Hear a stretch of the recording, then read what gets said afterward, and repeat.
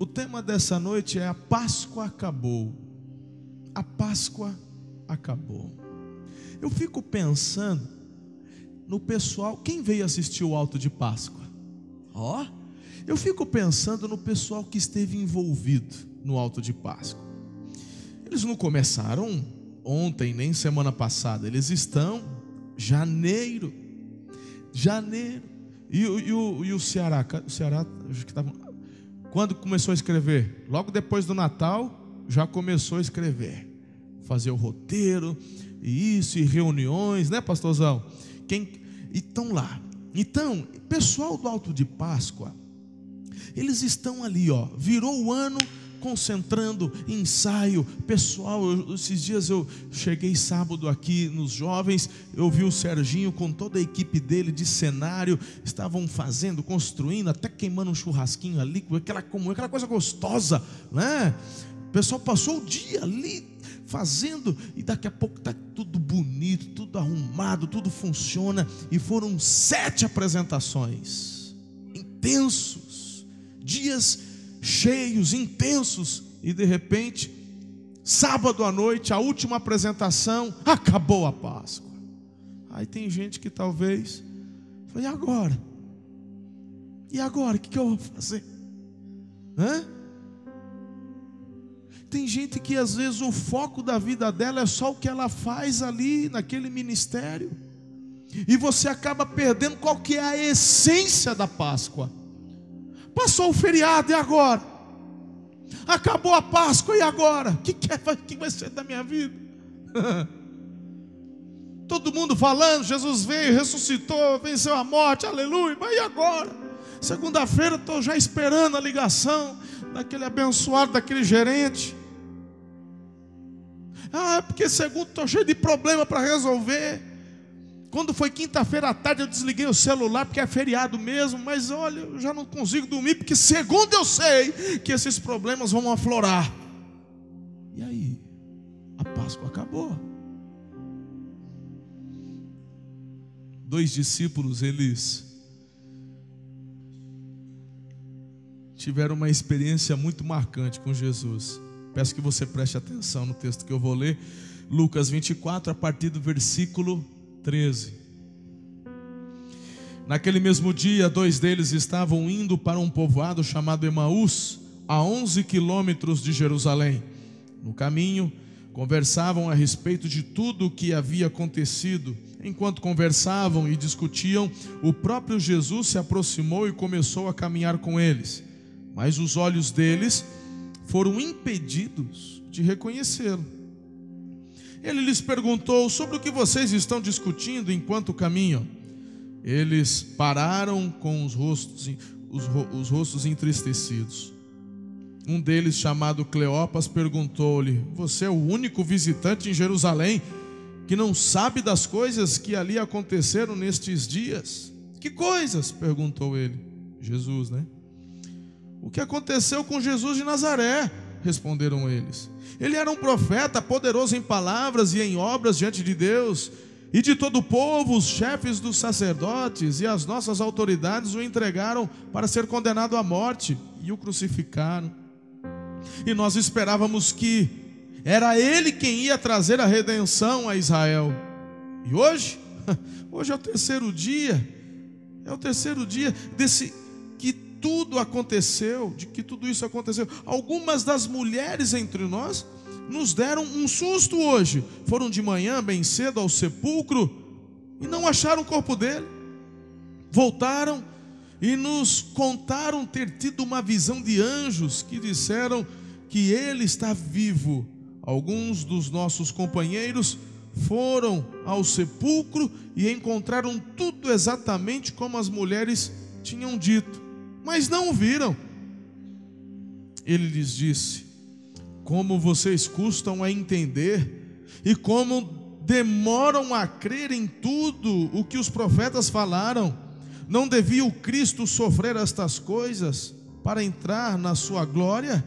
E começando por Moisés e todos os profetas, explicou-lhes o que constava a respeito dele em todas as Escrituras. Ao se aproximarem do povoado para o qual estavam indo, Jesus fez como quem ia mais adiante, mas eles insistiram muito com ele: fique conosco, pois a noite já vem, o dia está quase se findando. Então ele entrou para ficar com eles. Quando estava à mesa com eles, tomou o pão, deu graças, partiu e deu a eles. Então, a hora que Jesus pega o pão, parte o pão, dá, então tudo faz sentido. Os olhos deles foram abertos e o reconheceram, e ele desapareceu da vista deles. Perguntaram-se um ao outro: não estava queimando o nosso coração enquanto ele nos falava no caminho e nos expunha as Escrituras? Levantaram-se e voltaram imediatamente para Jerusalém. Ali encontraram os 11 e os que estavam com eles reunidos, que diziam: é verdade, o Senhor ressuscitou e apareceu a Simão. Então os dois contaram o que tinha acontecido no caminho e como Jesus fora reconhecido por eles quando partia o pão. Por favor, leia comigo esse versículo 31, está aí no multimídia. Vamos lá.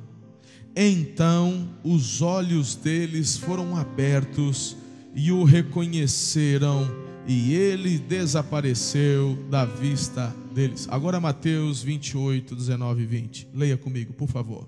Portanto, vão e façam discípulos de todas as nações, batizando-os em nome do Pai, do Filho e do Espírito Santo, ensinando-os a obedecer tudo o que eu lhes ordenei, e eu estarei sempre com vocês até o fim dos tempos. Sabe qual que é o problema aqui?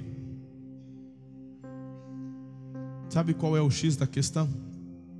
Sabe o que é que está acontecendo? Tudo isso acontece, Franklin, porque Jesus não está mais com os discípulos. A gente não está falando de 2 simpatizantes, Wagner. A gente está falando de 2 discípulos. A gente está falando de, provavelmente, a Bíblia não fala, mas provavelmente essa dupla aqui fez parte daqueles 70 que foram enviados. Ei, falar nisso é as casas de paz fluindo aí, amém? Provavelmente esses 2 discípulos estavam com Jesus, porque ele traz relatos de conversas muito íntimas, não apenas do que Jesus diz para a multidão, mas das conversas que Jesus trazia para os discípulos. Mas de repente, cadê Jesus? Ele já não está mais. E isso se tornou um grande problema na vida daqueles 2. Na verdade, o que eu quero conversar com vocês hoje é como se fosse uma continuação de domingo passado. Vocês vão perceber. Porque quando você começa a colocar o teu foco somente no problema, esse problema se agiganta. O maior problema deles aqui foi acreditar de que Jesus já não estava mais com eles. Pronto, acabou o mundo. O que eu faço? Eu até vou esperar. 1º dia, 2º dia, amanheceu o 3º, tá vendo? Não falei? Vamos embora, vamos para Emaús. Vai, vamos, acabou. Não, mas falaram ali que ele não está. Você vai acreditar nisso aí? Jesus foi embora. Jesus morreu. Jesus não está mais entre nós. A Páscoa acabou. E agora? Eu tenho algumas coisas para compartilhar com vocês do que eu vejo no texto, daquilo que acontece quando você, meu irmão, começa a focar esse problema aí de forma demasiada. Até onde você começa a enxergar problema onde não tem. Sabe o que acontece? O primeiro problema é que você perde a percepção da presença de Jesus. Você perde a consciência da presença dele. Porque, queridos, quem é que está conversando com esses 2? quem é que está no caminho com eles. Algumas pessoas fazem uma interpretação equivocada, como se fosse o próprio Deus quem fechasse o entendimento para que não reconhecessem Jesus. Que bobagem, que propósito tem nisso? São eles que não conseguem reconhecer, porque não conseguem compreender o que de fato Jesus trouxe. Foi muito interessante, ontem me mandaram uma foto, e nessa foto era uma parede de tijolos. Isso aqui é uma parede, aqui tem um desenho de pedra, parecido, só que era de tijolos, e tinha uma frase assim: encontre o charuto. Não sei se alguém viu isso aí, não sei se foi no Instagram, alguém me marcou, né? Encontra o charuto. Eu bati o olho assim, aí a gente já começa a procurar o charuto nas frestinhas, né? Deve ser aquele charutinho fininho. E eu olho, aumento a foto, e nada, e aumento aqui. Aí eu vi um negócio, parecia uma cinza de charuto, aumentei. Falei, mas não é o charuto isso aqui não. E vai e tal, não sei o quê. Falei, lá, acharam a foto, ali. Procura o charuto. Cadê o charuto? Né? Aí, olha lá. E aí eu comecei a procurar, e eu olho, e rapaz, mas que esse charuto não está aqui não. Cadê o charuto? Aí eu falei, gente, essas pegadinhas, não está aqui não. Aí daqui a pouco eu vi um comentário embaixo, falou, clica aqui que eu mostro. Aí apareceu, ela fez. Aí de repente, irmão, eu percebi que o charuto é isso aqui, ó. Olha o charuto aqui, ó. Viu agora ou não? Aí depois que você vê o charuto, você ainda não viu, Nayara? Minha filha, tá aqui, ó. O charuto é enficado aqui, ó. Ele tá de frente ali, ó, o charuto. Entendeu? É um charuto que foi colocado assim, como se a parede estivesse fumando o charuto. Viu agora? Achou? Depois que você vê o charuto, você fala, como que eu não vi antes? Porque não é um charutinho, é um charutão. Como assim eu não tinha visto o charuto? Olha ele lá, a cinza. Está todo mundo vendo agora? Aí depois que eu vi o charuto, falei, gente, como que eu não vi antes esse negócio aí? Aí eu fui fazer o teste com a minha mãe. Falei, acho que eu estou meio lesado, né? Porque, como assim? Aí eu falei, mãe, acha o charuto. Ela estava em casa esses dias. Ela olhou. Daqui que eu sou bom nisso daí. Aí ela já abriu também, já mandou, deu aquele zoom. Ela foi lá no cantinho, falou, tá aqui, já achei. Aí foi lá no cantinho, não tinha nada. Falei, minha mãe, olha o charuto aqui. Falei, ué, é a mesma coisa. Pode tirar, senão alguém que já fumou vai ficar com tentação depois, tá? Amarrado, estranho. Por que isso mexeu comigo assim? Porque às vezes, por causa do problema, você não vê o que está diante dos teus olhos. Olha o charuto ali, ninguém vê. Mas está aqui, ó. Verdade, está lá mesmo. Um dos maiores problemas que acontecem conosco é perder a consciência da presença de Jesus. Ele disse que estaria conosco todos os dias. Todos os dias. Todos os dias. Não é apenas nos dias ensolarados, não é apenas na comemoração de Natal e Páscoa, todos os dias até a consumação dos séculos. O que está acontecendo que você está perdendo a consciência da presença de Jesus? Ele está vivo e Ele disse que estaria conosco. Eu olho para os problemas destes dois discípulos e eu percebo que um outro efeito de você focar apenas o problema é que você perde a paz. Olha o versículo 17. Eles estavam discutindo, eles estavam conversando entre eles, e o texto fala que o rosto deles era um rosto de quem estava triste. Perdeu a paz, Marcelo. Ei, deixa eu te falar uma coisa. A palavra de Deus diz assim, que um coração alegre aformoseia o rosto. Em outras palavras, só é feio quem quer. Boa notícia para você, irmão. Você já viu assim, né? Uma mulher bonita, aí olha para o marido e fala, rapaz, mas pensa num homem feio. Aí falando, esse cara deve ser rico, olha lá, o cara é quebrado, não tem nada, sabe, não é rico, né? Falei, meu amigo. Aí quando eu olho para a pastora Ana, eu vejo essa história, sempre. Qual que é o segredo? Meu irmão, o segredo é que eu sempre fazia ela rir, sempre era alegre. Às vezes a gente não é tão, a gente foi meio desprovido daquela belezura toda, mas você é um camarada sempre para frente, você é alegre, você sempre, poxa vida, um coração alegre aformoseia o rosto. Esses discípulos aqui, estava na cara, perderam a paz. Tantas promessas que eles ouviram, tantas coisas que eles sonharam, mas só olhando para o problema, perderam toda a expectativa do futuro. A paz foi embora, discutindo entre eles. Ah, eu sabia, eu não falei para você. E o rosto deles era um rosto entristecido.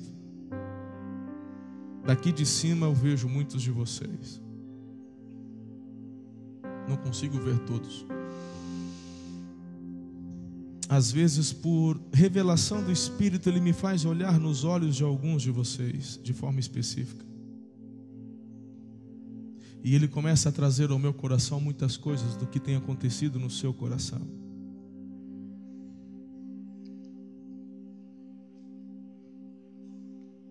Por que você perdeu a paz?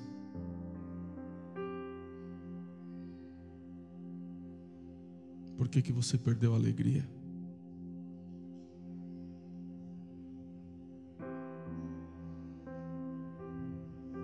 A Páscoa acabou.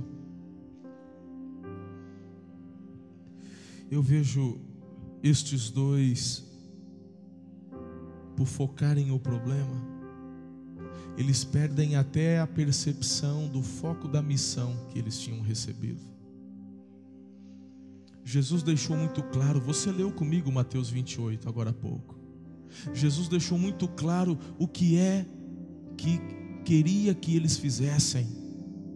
Jesus deixou as instruções, não foi de repente, meus filhos.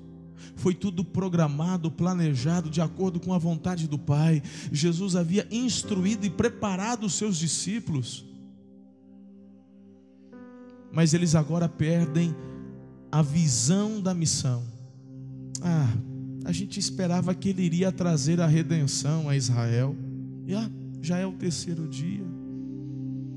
Falaram lá, mas...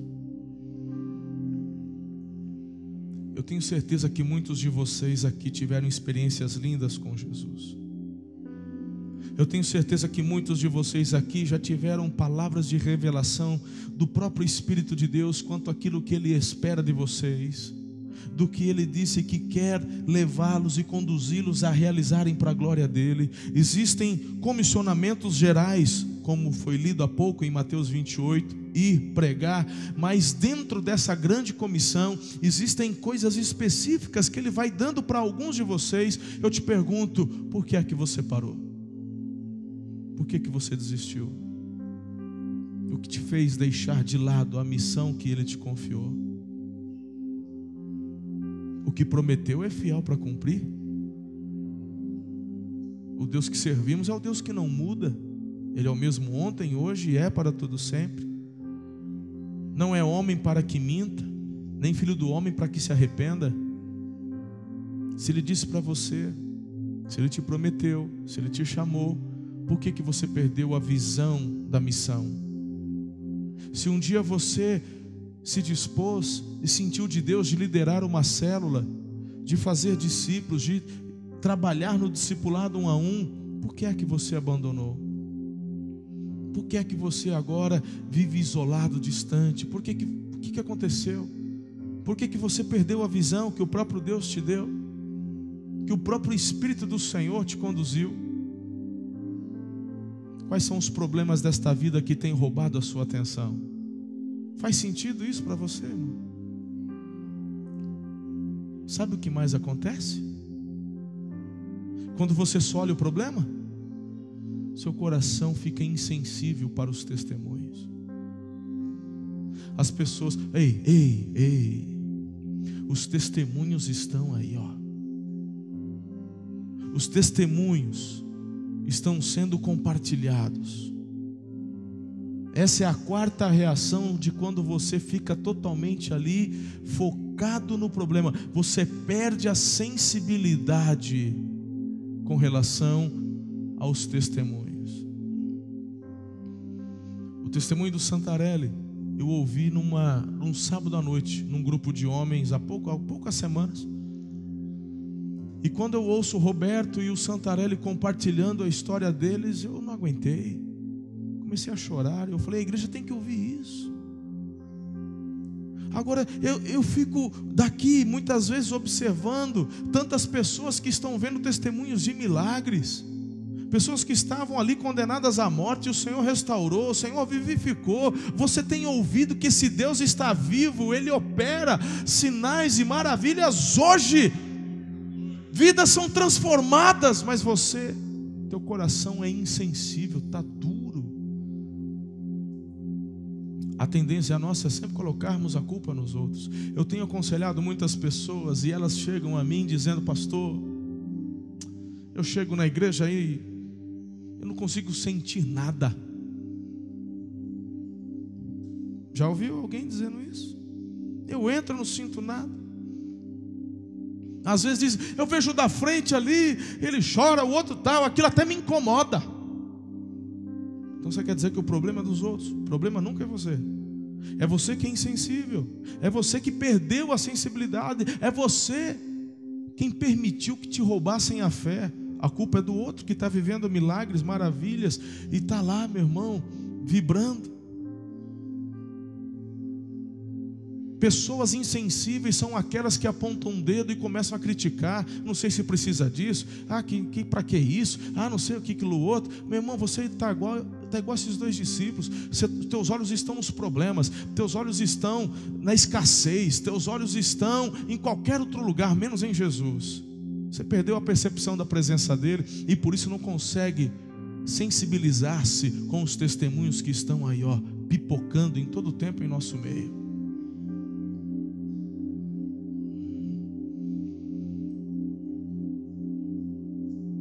Cuidado, senão você vai ficar parecido como aqueles sacerdotes aos pés da cruz dizendo, vou te dar uma chance, desce daí que aí eu creio em você. Pode ser tarde demais. Não peça para Jesus fazer o que Ele não veio fazer. De todos os pedidos que fizeram para Jesus, esse era um que ele não podia atender, porque ele havia decidido dar a vida dele. Tem gente que está dentro da igreja assim, insensível. Pastor, o que eu faço? Primeiro reconheça. Eu vou te falar uma coisa. Quarta-feira eu fui assistir pela primeira vez este espetáculo. Esse é um ministério que, assim, eu amo demais. Ana e eu fomos tocados e trouxemos essa visão do Alto de Páscoa para Araçatuba. Pastor Fabrício comprou a ideia e muitos irmãos também compraram e desde o início estão aí trabalhando. Então é um negócio que eu tenho muito carinho, porque eu sei o poder dessa mensagem. E eu estava sentado bem aqui na frente assistindo quarta-feira. Meus irmãos, eu já assim, olhando cada detalhe, eu vou vendo, eu sou detalhista, eu gosto de ver, aí eu vou glorificando a Deus pela vida da equipe, sabe, de cenário, aí eu vejo o pessoal entrou, vou glorificando a Deus pela vida do pessoal que fez os figurinos, porque alguém planejou, alguém desenhou, alguém falou, eu vou glorificando a Deus pela vida dos maquiadores, aí eu vou glorificando a Deus pela vida do pessoal do som, porque não estava dando microfonia, eu falei, obrigado Deus, aleluia, e eu vou assim, parte por partes, e eu estava ali vibrando, e eu agradecendo, Deus, que roteiro lindo, tá bacana, tá demais, aí de repente aquele véu se abre. Ei, a vontade que eu tinha era de me jogar aqui na frente. É como tem muito visitante, eu achei que ia ser vexame demais. Mas eu não sei se eu queria pular, eu queria gritar, eu queria. Aí de depois que aquele véu se abre, que a arca representa a presença. A arca representa a presença. Quando Jesus dá a vida dele, o véu é rasgado. O Senhor está dizendo: vinde a mim, vinde a mim, e o caminho está aberto. Você tem livre acesso agora. Como assim? Ninguém consegue. E tem pessoas que assistem isso como assistem a um jogo de futebol. Tem gente que vem ao culto, mas eles não vêm cultuar, eles vêm assistir como quem assiste um filme no cinema. O problema não está daqui. Às vezes pode acontecer, mas eu te garanto, se você não está sentindo, o problema não está aqui, está aí. O que está acontecendo que te fez perder a sensibilidade ao toque dos testemunhos do que Ele está fazendo? Quando você foca apenas os problemas, e o texto, tudo que eu estou te passando, o texto está dizendo. Ele ouviu o testemunho das mulheres, mas eles não se sensibilizaram. Eles falam, até disseram que estava vazio, mas eles não se sensibilizaram.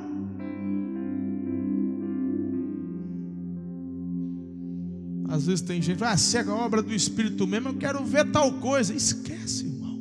Se você não é sensível ao mínimo que Ele está fazendo, por que é que Ele te mostraria o maior? Por que é que você está querendo tentar o Senhor? Porque vou te falar uma coisa: se ao ver um paralítico andar não te toca, tampouco descer da cruz vai fazê-lo. Continuará insensível. O segredo, já vou te dar um agora. Celebre pelos mínimos detalhes. Quando você acordou hoje, acordou porque o sol estava te queimando? Não, você tem um teto sobre a tua cabeça. Então para de murmurar porque o teu apartamento é pequeno, e comece a celebrar porque você tem um teto sobre a cabeça. Hoje você estava chorando na hora do almoço porque não tinha o que comer, nem tampouco para dar para os filhos? Não, com certeza você comeu até ficar satisfeito. Então pare de reclamar se você não tinha picanha, teve que comer ovo frito no domingo de Páscoa. Pare de reclamar porque você não teve bacalhau para comer. Eu nunca comi bacalhau em Páscoa. Malemar, meu irmão, era carne moída do que tinha, porque esse negócio de comer peixe também é tradição lá de fora, não está na Bíblia não, irmão. Esse feriado, graças a Deus, Deus me deu condições de comer um bacalhau assim, pontudo, vermelho, com aquela capa amarela em cima. É um outro tipo de bacalhau que a gente come assim. Tem uns que chamam picanha. Eu gosto de bacalhau, mas tem que comer bacalhau. Eu como bacalhau quando tem vontade de comer bacalhau, ora as bolas. E essa sexta eu quis comer picanha. Aleluia. Lá do supermercado Amor e Cuidado, Robertinho. Nota 1000, filhão. Show de bola. Mas você não é sensível nem grato pelo que você tem hoje. Você não dormiu com a cabeça numa pedra. Você tem um travesseiro debaixo da cabeça para dormir. Aleluia. Você tem uma bênção, esse maridão aí, ó. Tem essa esposa lindona aí, ó. Então celebre pela bênção, pela família. Se não for sensível aos pequenos detalhes, tampouco perceberá os maiores. Deus não desperdiça a unção dele. Quinto sinal: você perde o entusiasmo pela palavra. Então Jesus lhes disse, versos 25, 27: como vocês demoram a entender e a crer em tudo que os profetas disseram. Quando você só está olhando os problemas, você perde o entusiasmo pela palavra, filho. Você precisa ser entusiasmado pelas promessas. Você precisa se entusiasmar com as promessas de Deus para a tua vida, em nome de Jesus. Quantas promessas declaradas para o seu e para o meu coração. Cadê o entusiasmo pela palavra? Eu mesmo sou de um tempo, meu irmão, que a gente ficava no louvor, a hora que o pregador ia no púlpito, a gente saía pelos fundos. Não tinha entusiasmo nenhum pela palavra.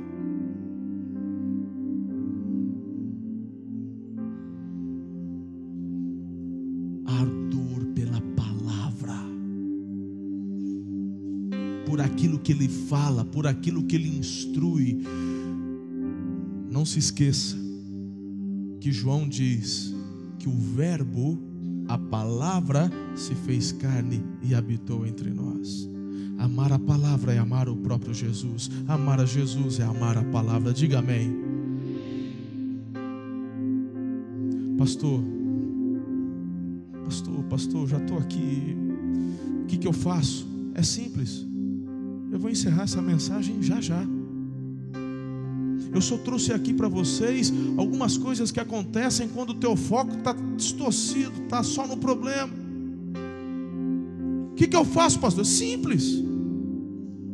Eu tenho duas instruções para vocês. Só. A primeira, convida Jesus para ficar do seu lado. Insista com Ele, porque foi o que eles dois fizeram. Quando eles chegam em Emaús, eles insistem, fique conosco, mesmo sem saber que era Jesus, mas eles insistem, fique conosco.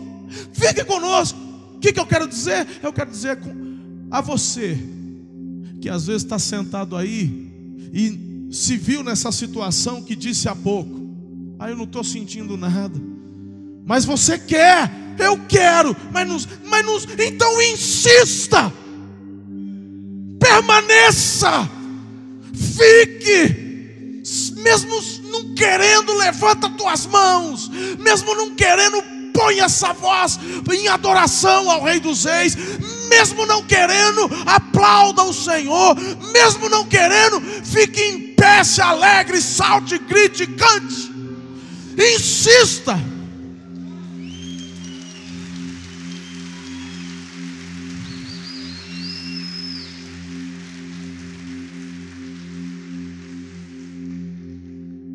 Insista.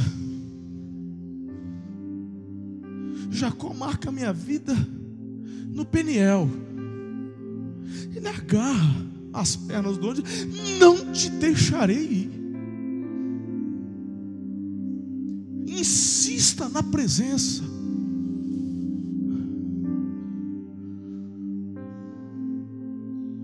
Uma das mensagens mais lindas que Deus me deu, é uma das mensagens que eu mais prego quando viajo. É quando eu falo de Davi. Davi não foi um exemplo de rei. Davi não foi um exemplo de marido. Davi não foi um exemplo de pai. O que esse homem fez de bom, pastor? Ele era apaixonado pela presença de Deus. Quando você é apaixonado pela presença, sendo um pai que não está de acordo, você vai se quebrantar e vai procurar ser um pai melhor, porque você é apaixonado pela presença. Se você tem falhado como esposa,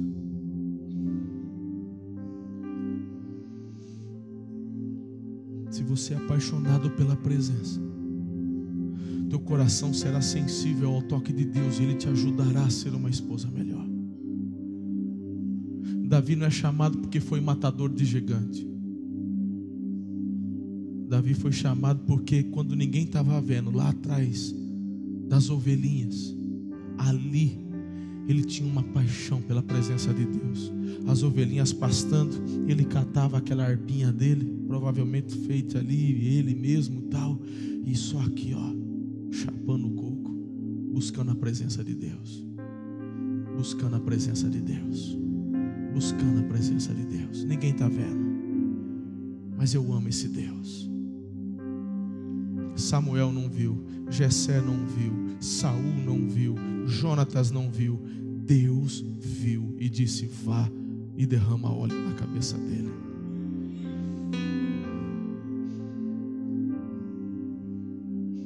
Muitas coisas aconteceram na vida desse Davi. Ele pisou na bola algumas vezes, e sem perceber ele começou a deixar um pouco de lado aquilo que mais era importante para ele. Deus levanta Natã, e Natã vai até Davi e diz: Davi, o Senhor está muito entristecido com o que você fez. Natã podia morrer, Davi era o rei. E normalmente nessas histórias, quando um rei é contrariado, essa síndrome de poder, de arrogância, mandava matar. Mas Davi era homem, o Natã era profeta de Deus, obediente. Mesmo tendo que confrontar Davi, ele foi. E ele apontou para Davi e disse: você é este homem. Aquele minuto que parece uma eternidade, o que o rei vai fazer?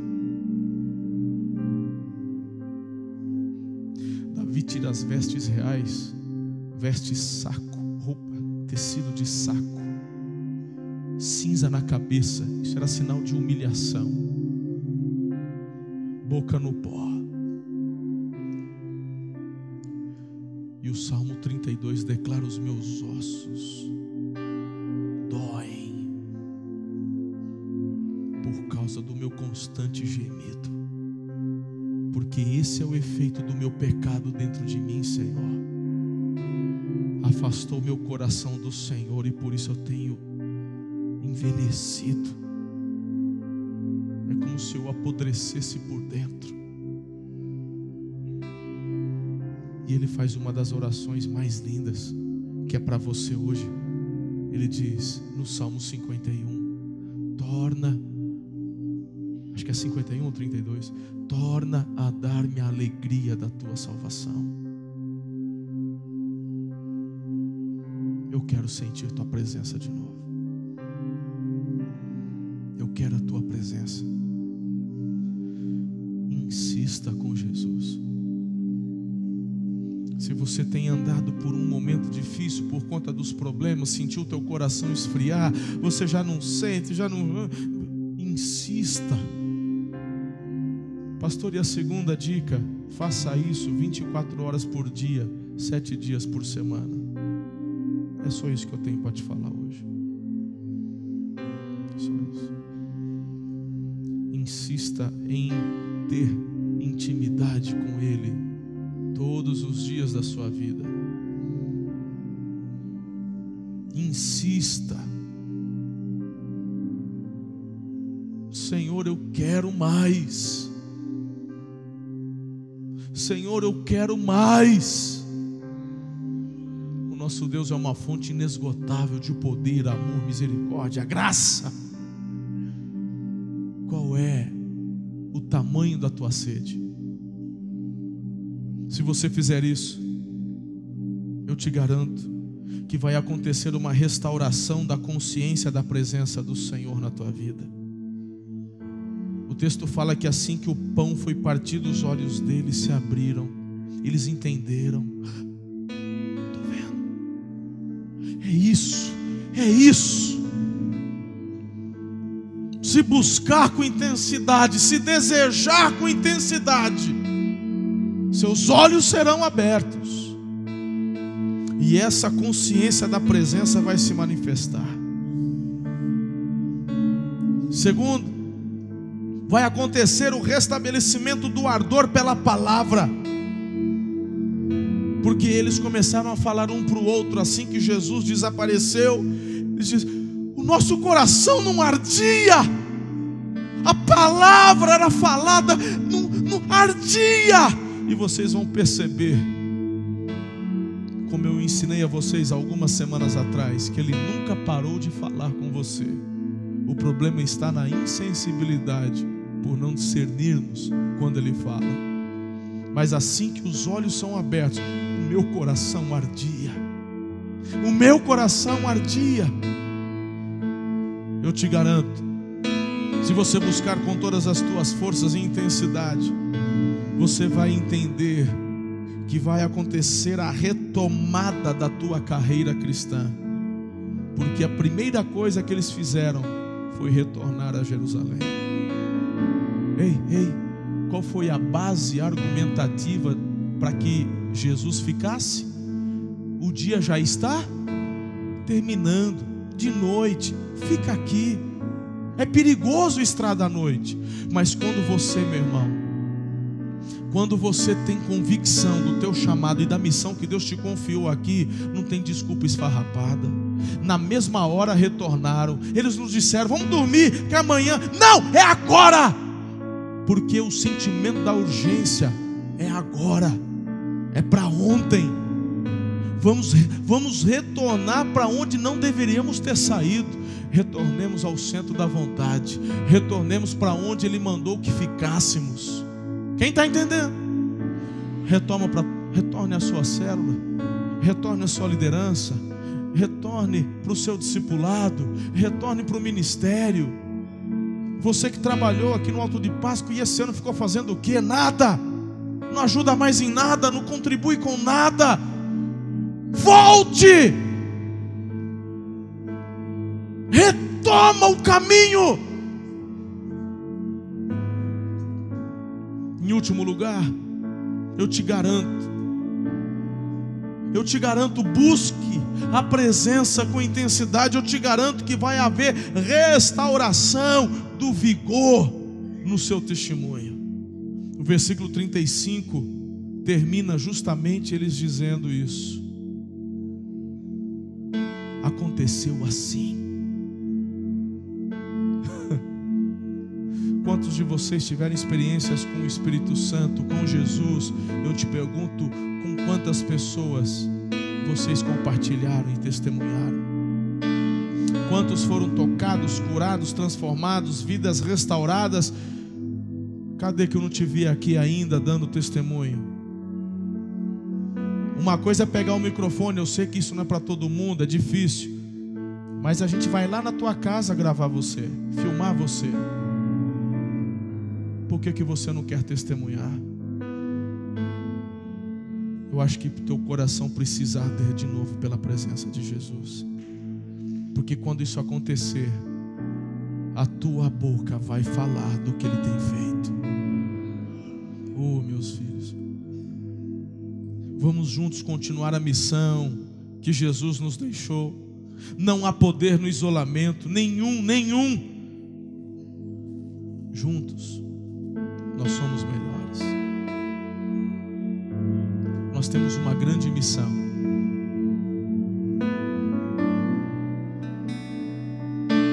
A Páscoa acabou.